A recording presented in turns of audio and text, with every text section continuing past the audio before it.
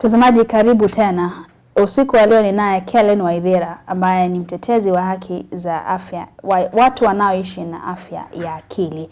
Ameweza kwa kutuelezea hadithi yake vile alivyoanza kutambua kwamba ana matatizo ya afya ya akili. Amefikia pale ambapo ameenda kwenye chuo kikuu, amepata mshauri. Shule ya upili aliweza kumaliza vizuri kwa sababu alipata mshauri. Sasa turudi hapa. Umemaliza chuo kikuu na washauri. Ulifika aje kumuona daktari? Okay, so kumaliza campus wakati nikurudishe nyuma kidogo.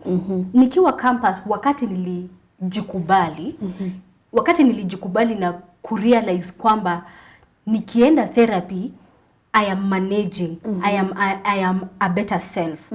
Lakini sasa inabidi ushindie ukienda kumuona mshauri au unafika unamuona mshauri unakuwa uko sawa. Lakini kipindi kinafika unaenda chini tena. Kwa hivyo inakaa ni kama miezi mitatu chini, miezi mitatu lakini unataka kuweza sasa kuishi maisha ya kawaida. Tueleze ulifikiaje pale? Good. Sasa wakati nilimaliza campus, si mtu akimaliza campus unaingia kwa the job world, the corporate world. Nikienda kufanya kazi ama nikianza biashara, najipata ya kwamba kuna mambo nina struggle nayo ambayo the other people are not struggling with. E.g. nasahau sana. Memory yangu iko chini unless I use very physical things to remind me about things. Alafu mambo ambayo hayani interest sana, sina ile motivation ama moral ambayo ninahitaji kufanya hayo mambo. Whereas for a normal person, they have the ability to gather enough motivation to do even the things that they don't like. Kwa mfano kama sipendi kuosha vyombo. Najua nitakula vyombo vinahitaji kuoshwa. Kwa hivyo hata kama sipendi nitaenda nivioshe. Lakini sasa kwako sipendi na sifanyi. Na imagine nataka kufanya lakini si manage ku gather the motivation to do it. Unaona? Na kwa mtu wa kawaida ambaye hajapitia hali ile anashangaa, mbona Kellen siji kazi tu. Hata mimi sipendi kwenda kazi lakini naamka naenda basi.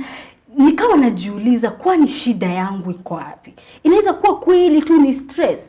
Na nikajua kwamba kuna kitu ambacho ni extra, yani kuna jambo zaidi wakati nilijipata in a situation that sina stress, niko sawa, lakini bado si manage kufunction. Na sasa maji yalizidi unga wakati nilipata job fulani, na hiyo job ilikuwa very demanding. Niliipenda, lakini kulikuwa na aspects za hiyo job ambayo sikuwa zinani. Kwa hivyo kulikuwa na yale majukumu ambayo hayani stimulate. Yale ambayo yanani stimulate nafanya niko genius. Yani I am topest performer. Lakini kwa yale ambayo hayani stimulate sina motivation at all. Nikakaa najiuliza, woi, shida inaweza kuwa iko wapi? Na mawazo yako yako sawa? Uko sawa? Yako sawa, sina stress, sina depression. Sasa najiuliza shida iko wapi? Haya, sasa one of my colleagues siku moja akaja kwa table yangu na kompyuta yake. Akaniambia, akalalamika, akasema, I have so much work to do but I don't know where to start. My ADHD again. Nikamwangalia na vile napenda masuala kuhusu mental health. Kwa hivyo najua hizo conditions zote, bipolar, ADHD. Nikamuuliza, umesema ADHD? Nikamuuliza, kwani wafikiria uko na ADHD? Hapa tayari ulikuwa umeona daktari akasema? Hapana. Ulikuwa tu umesoma mwenyewe? Nilikuwa tu nimesoma mwenyewe, na kila wakati at any one time I usually have a therapist on speed dial. Kama haya yanaeleweka. Niko na yeye hapa kwa hapa. Nikisikia ninaelekea in the wrong direction, napiga sitaki nifike huko kwa kusikia kama sitaki maisha tena. So hii wakati bado naona mtaalamu, lakini nimesikia colleague wangu amesema my ADHD again. Vile mimi ninajua ADHD ama attention deficit hyperactivity disorder, sijawahi fikiria first and foremost that itaweza kuwa na an adult. Na second, ni ngumu sana it is majorly underdiagnosed kwa ladies. Kwa hivyo namwangalia, kwa sababu tunapenda sana vitu vikikaa hali fulani. Na tunafuatilia tena mikakati, mipango. Kwa hivyo ni vigumu sana kuweza kusema huyu ana huu ugonjwa. Na wataalamu pia daktari wangu eventually aliniambia that wataalamu wengi hufikiria ADHD ni okay, let me paint this picture. A small boy, a rowdy small boy who runs up and down and is uncontrollable. He has ADHD.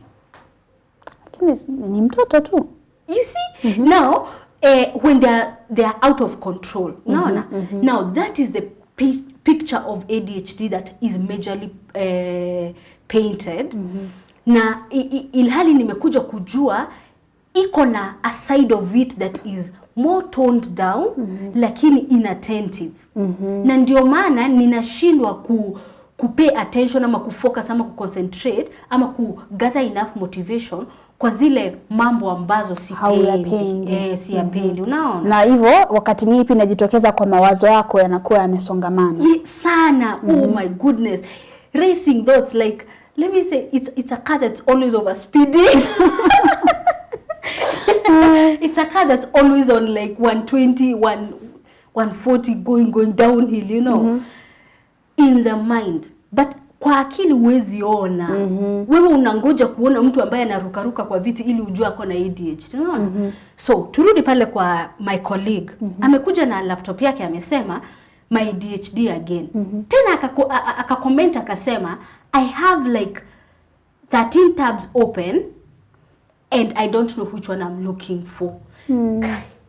Nikamwangalia, nikaangalia kompyuta yangu, iko na tabs more than 13.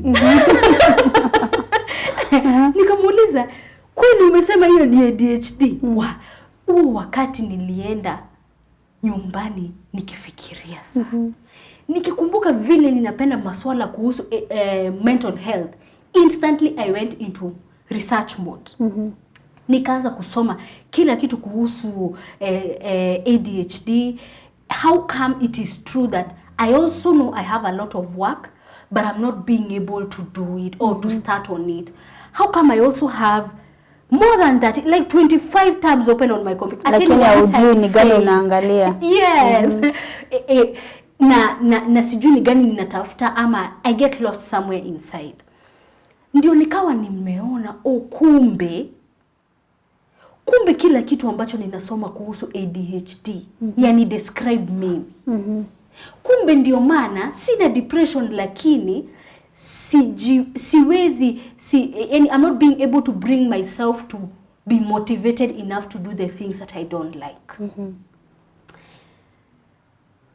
Sasa worse came to worse when my boss called me in one of those meetings which you know is about to go down. You know, like you just know you've done something wrong. Akaniuliza, what is the rate of your memory between 1 to 10?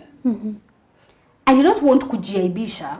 Kwa hivyo nikasema, plus ukweli mimi ni intelligent sana, lakini unasahau kwa sababu ile hali. Kitu ambacho nasahau, na tena kitu ambacho sina interest sana, hata utilii maanani, kinaniepuka tu. Kinaniepuka bila, I can't help it. Unaona? Nikamwambia 7 confidently. Na mbona jana nilikupigia simu nikakwambia uwe hapa saa 1? And I'm telling you, he cornered me like that. Akaniuliza, kama ni 7, jambo fulani ulisahau kwa nini? Na lingine ulisahau kwa nini? Nikamwambia pole, unaweza nipa another chance? Na hata ukumbuke yale mambo yalikuwa yanafaa kufanya ni yapi? Sikumbuki man, you know. Namwambia unaweza nipa another chance? I try and ni kuonyesha kwamba kweli ni 7. Nirekebishe. Juu ya 10. Unaona? And now that's where stigma comes in mental health conditions. Because you see that other colleague of mine who was also saying she has ADHD. Man, she was always complaining of the way Watu wanamtenga, watu wanamzungumzia. Yes. Anaambiwa wewe unafanya kazi polepole, mbona umesahau? Mbona umesahau? Na yani kwa nini uko hivyo vile uko hauko kama kila mtu mwingine? Wacha uvivu. Bas, especially hiyo ya uvivu. And you know the funny thing is that on one side I'm a genius. Unaweza fikiria, unaweza kupeana mawazo na kuperform excellent. Kwa hivyo huwezi sema exactly that I am lazy. Niko tu na a certain condition that is making me not be able to have motivation for the things that are not stimulating. So pale umefanya utafiti wako. Yes. Umeweza kuanza kweli haya ambayo zile dalili ambazo ni za ugonjwa huu wa ADHD ambao ni hali ambayo mtu anaweza kusahau mambo mengine ama anakuwa anapea mawazo yake sana kwa jambo moja. Jambo ambalo aliende vizuri linamkwaza sana. Hilo umeweza kuona hilo. Je, ulifika kwa mshauri ama ulienda kwa daktari wa masuala ya akili? Sasa after boss wangu kuniambia hilo, aliongezea kwa kuniambia Saturday tuna hire mtu ambaye atakureplace. Nilisikia vibaya. Hiyo kazi ikaisha hivyo. Siku ngoja Saturday ifike. Niliachia hapo.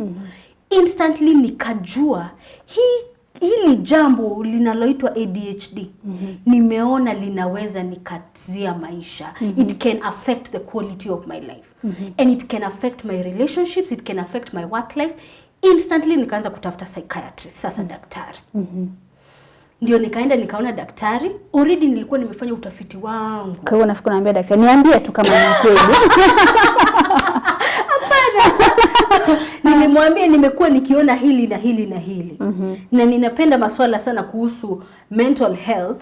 Kwa hivyo just burst the bubble. Yani just tell me what it is. It may be ADHD or not, but it is something. Tupe jina. Nipe nijue na there is something somewhere. Indeed, after asking me so many questions about my childhood, the test is really very thorough. She told me you actually have a lot of ADHD, not kadogo, a lot of ADHD, but the inattentive type. And that is not the hyperactive type. Hii type ingine ambayo ni inattentive. Ile ambayo kama hautaki jambo, haulitilii maanani. Unatafuta jambo lingine la kufanya akili yako changamke, unaona? So na akanipa madawa. Kwa hivyo inaweza kaa kwa mtu ni kama unapenda vitu vya kuchangamsha. Yes. Lakini kawaida ni unajaribu kutofika pale ambapo unafanya mambo ambayo hayakufurahishi. Yes. Kwa sababu yale yanakuweka msongo wa mawazo, unakuwa uko chini, haufikirii vizuri, unasahau. Kwa hivyo akili inatafuta jambo lingine ambalo ni stimulating. Unaona? Yes, exactly. Kwa sababu kawaida haiwezi tumia hizi vitu ambavyo kwa kimombo wanasema ukipewa limau tengeneza lemonade ambayo ni tamu. Lakini akili yako hii inaona ni limau, hakuna lemonade. Tuondoke kwa limau tutafute machungwa. Tukule machungwa. Yes, exactly. So nikatafuta psychiatrist, nikapata mzuri sana, akanielewa sana, akanifanyia test na akanipa dawa. Na juu nilikuwa nimefanya research kubwa, dawa ambayo alinipa actually ni among dawa zenye nilikuwa nimeona ndizo huwa zinatumiwa kutibu hiyo condition ambayo inaitwa ADHD. Now let me surprise you. Do you know the medicines used to treat ADHD are actually stimulants? Kwa sababu sijui kama tuko na wakati wa ni explain how ADHD comes about. Kidogo tu, kwa kifupi lakini. Yes. So the brain of an ADHD person, it has a deficiency in a chemical called dopamine, ambayo ndio inampa mtu furaha. Yes, inampa mtu furaha. Na kwa kawaida ukienda mazoezi ina mwili wako kawaida unafaa kutoa hiyo homoni ambayo inampa mtu furaha. Ndio sababu watu hata wanaweza kuwa wanafurahia sana kufanya mazoezi kwa sababu mwili unasikia furaha. Mimi mwenyewe nimehisi kwa sababu napenda mazoezi. Ukifanya mazoezi unahisi kuna furaha ambayo inatoka hapo. Na pia ni njia moja, mazoezi ni njia moja ya kukabiliana na matatizo ya afya ya akili. Kwa sababu unajipa furaha ambayo inakuwa imeenda chini inaleta huzuni. Kwa hivyo ni kweli. So you see, ni stimulants. Kwa hivyo dawa ambayo huu unapewa stimulants ili isaidie kujumpstart akili ili iweze kutoa hiyo dopamine. Sasa ikitoa dopamine, it improves your memory, your organization, your prioritization. Yani una manage tu kufikiria straight. So akili ya mtu ambaye ako na ADHD inakuanga like a noisy street. Street ambayo iko na magari mingi zinafanya beep beep beep beep. Ukishakunywa hiyo dawa unatulia, unasikia ni kama sasa ukiongea wewe na kusikia ukiwa peke yako na wewe peke yako na wewe peke yako. It separates those voices and everything. As in, so now it's not a busy noisy street anymore. You're able to think one thing at a time, to concentrate on one task at a time. Ukisema ni kuosha vyombo, huanzi kuosha vyombo ukikumbuka kikombe ambacho kiko sitting room. Ukienda sitting room umesahau vyombo, unaanza kuosha nyumba. Ni unaanza vyombo unamaliza, unaona? Yeah, so now one last important thing that I want to say. That's also the reason why people who have ADHD are easily fall into addiction. Wanajipata wakiwa kwenye uraibu. Yes, wakiwa kwenye uraibu wa pombe, uraibu wa addictions, prostitution, anything that can give them stimulation. Unaelewa kwa nini? Ni kwa sababu wakifanya hili jambo linawapa, ni kama akili inatulia kidogo. It gives their brain what it needs to function. So for them, they're not doing it for fun, they are doing it to function. Unaelewa? Na kwa wakati mwingine wengine anaweza kuwa hawajui, mbona hawajajielewa kuweza kujua kwamba hii ni hali ambayo inaweza kupewa matibabu. Yes. Unaona? So it is very important. Ndio maana na huwa natetea mambo kuhusu afya ya akili with so much passion, with so much zeal. Why? Because the earlier it is known, you will prevent so many things. Maybe if I knew that I had ADHD, I maybe would not have lost my job. We do not even have time kuongea kuhusu vile imeaffect relationships zangu na hayo mambo mengine. Ningejua kitambo na nipate huo utibabu, labda singepata hizo changamoto. Unaona? Tena ukijua mapema unasaidia wapendwa wako na your friends waweza kuelewa nini kinaendelea. Kwa hivyo jambo muhimu la afya ya akili, magonjwa yote tu ya afya ya akili ni kujielewa. Na kujielewa kwa mapema. Kwa sababu ukijielewa, ukijua hii ni hali ambayo napitia, hali ambayo inaathiri maisha yangu. Kwa mfano kwako iliathiri kazi. Na pia maisha yako na mtangamano wako na familia pia na marafiki. Na wakati mmoja ulijaribu mara mbili kujitoa uhai. Kwa hivyo ni mambo ambayo mtu akielewa kwa wakati yanamfaa zaidi. Nataka tumalizie, tukaribie kumaliza kwa sababu muda kidogo unatupa kisogo. Umesema kwanza umejifunza kwamba kujielewa ni muhimu. Na pia ukasema kwamba uliona watu wakitengwa ambao walikuwa na matatizo ya afya ya akili. Je, hivi sasa dunia inaadhimisha siku ya kutoa hamasisho kuhusiana na afya ya akili. Na kauli mbiu mwaka huu ni kwamba afya ya akili ni jambo la kimsingi la kila mtu. Je, nadhani tumefika hapo pa kusema kwamba taifa la Kenya, afya ya akili ni la msingi kwa kila mtu? Chenye naweza sema ni Kenya has come a long way. Ambapo tulikuwa kitambo, unaona, kama ukaweza nipata mimi na wazazi wangu sasa tumeketi kuongea kuhusu afya ya akili. Sio kama vile ukiwa shule ya upili. Siwezi tena ogopa kama ule wakati that usiwaambie please, ukiwaambie mimi nimekuisha, you know. Hayo mazungumzo yameanza kukuja kipaumbele, unajua, kwa urahisi pia. Kwa urahisi pia. Na ninaweza hongera sana the government of Kenya, even the previous government and the current government, because ndio wamechangia sana kuongea kuhusu afya ya akili. Conferences, seminars, especially kwa miji, cities and urban areas. The story about mental health is slowly being accepted more, lakini sio vile ilikuwa kitambo. Pia ni muhimu niseme mashinani kuna cases mingi sana za mental health ambazo they are in more dire need even than than watu wa mijini. Yes, watu wa mijini. Na hayo masuala kuhusu afya ya akili hayajaenea vizuri mashinani. Kwa hivyo bado kuna hiyo gap and a great need for that conversation to be taken into the village. Because I'm in a certain support group, let me say this.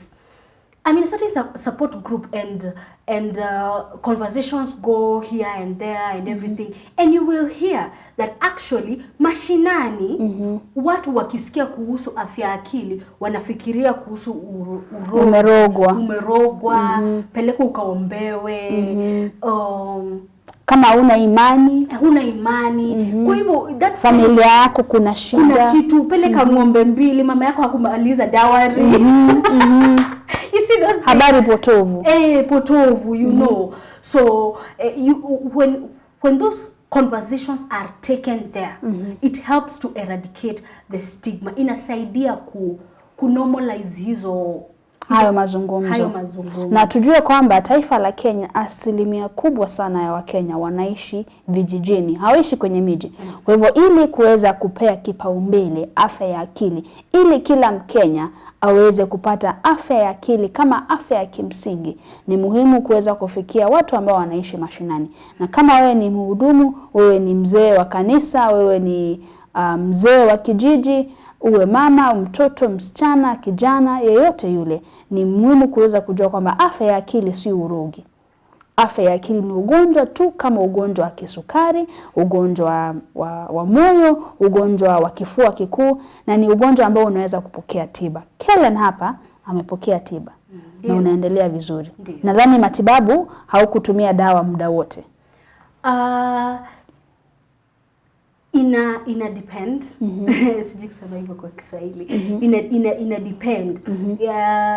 Wakati una feel uko down sana, ni lazima ukunywe hiyo dawa. Usipoikunywa, there is nothing of productivity you will do that day, by the way. But there are days that you know that your to-do list is not too congested, so hauna pressure mingi, unaweza skip ukitaka. Lakini pia kuna zile conditions zenye lazima ukunywe dawa kila siku. Na mimi huwa encourage sana watu ambao huwa ninajua wanakunywa hizo dawa, zinywe tu. Jikubali, zinywe tu. Kama yule mwenye anajua ako na kisukari na asipokunywa atazirai, wewe zinywe tu. Accepting yourself is the first step to eradicating the stigma. Jambo tu la mwisho ambalo nilitaka ni mention ni kwamba it's very expensive. Kweli, afya ya akili. Yes. The biggest challenge ambayo niliface na bado iko saa hizi, gharama ya matibabu. Gharama ya matibabu ya mental health. Kuona hao wataalamu ni pesa. Hizo dawa ziko very expensive. Ndio. Unaona? So hongera ninayotaka kupea insurance companies ni kwamba wameanza kuweka afya ya akili kama moja ya vitu ambavyo wanapeana. Ukilipia bima yako unaweza kutumia bima ile, sio zote lakini kuna baadhi. Kuna baadhi ambao kwa hivyo bima za afya mchukueni kama changamoto. Peeni wagonjwa wa Kenya bima ya kukinga afya yao ya akili. Angalau ndo wakifika kwenye hospitali, vile ambavyo watu wa kisukari ama watu ambao figo zao zimefeli wanaweza kufanywa matibabu bila malipo wakitumia kadi zao za bima. Pia wagonjwa wa afya ya akili waweze kupata bima ile, kwa sababu wanahitaji kumuona daktari labda wakati mwingine hata mara 2 au 3 kwa wiki. Wanafaa kuketi chini na mshauri. Pesa ambazo zinahitajika kulipa mshauri. Wanahitaji madawa wakati mwingine hata kwa mwaka mzima, kila siku ukihitaji dawa. Kwa hivyo ni muhimu wakipata zile tembe. Najua wakati umetupa kisogo, nataka tumalizie. Lakini hapa Kellen pia alisahau kutaja kwamba pia ni mwandishi. Ameweza kuandika kitabu hiki ambacho pia kinaelezea vizuri ugonjwa ule. Pia ni kitabu na pia hadithi yake ya maisha yake. Kitabu hiki ambacho ameweza kukiandika. Asante sana Kellen. Nashukuru sana, kitabu ndo hiki. Ukitaka mengi unaweza pia kumfuata Kellen kwenye mitandao ya kijamii. Tafadhali sema. Facebook, Kellen Mugo. Ukinitafuta utanipata.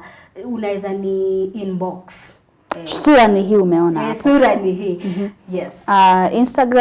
Instagram Kellen Mugo kila mahali. Sura ndo hiyo. Ndio. Naam, asante sana mtazamaji kwa kuweza kuungana nasi usiku wa leo. Najua umejifunza kitu haswa kuhusiana na afya ya akili. Endelea kujifunza. Vile Kellen alijifunza hata akaweza kujua hali hii kabla hata kumuona daktari pia. Jielezee, jifunze, unakijua jambo, hamasisha wenzako. Na kama wewe uko kijijini, mahali popote upo, nataka kurudia hili. Afya ya akili ni ugonjwa kama yale magonjwa mengine. Sio ugonjwa wa kurogwa, sio ugonjwa ambao unamlazimu mtu kutengwa, ni ugonjwa ambao mtu akipata matibabu kwa wakati ufaao, kuna tiba, kuna tumaini kwa wote ambao wanaishi na magonjwa ya afya ya akili. Hadi wiki ijayo mtazamaji, umekuwa nami Faith Ndeto. Mungu akubariki na uwe na usiku mwema.